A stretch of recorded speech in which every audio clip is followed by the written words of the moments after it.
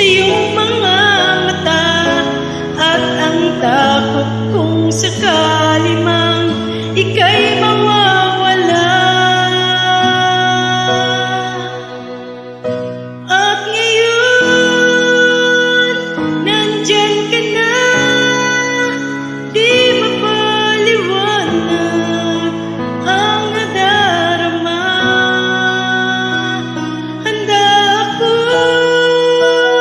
sa